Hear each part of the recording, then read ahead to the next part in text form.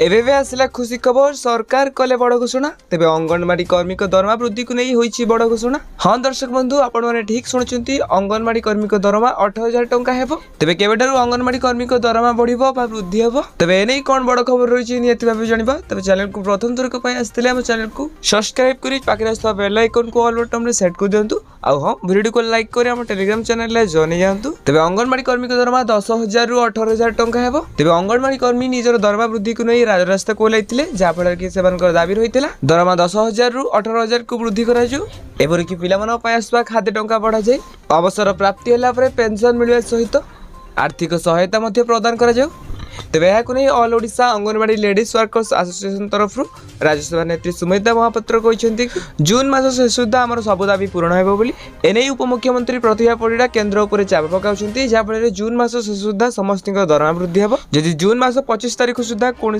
दरमा वृद्धि को नहीं किसी खबर न आसे तेज पुणी थे अंगनवाड़ी कर्मी मैंने राजरास्ता को ओह्लैबे सूचना मिलूँ।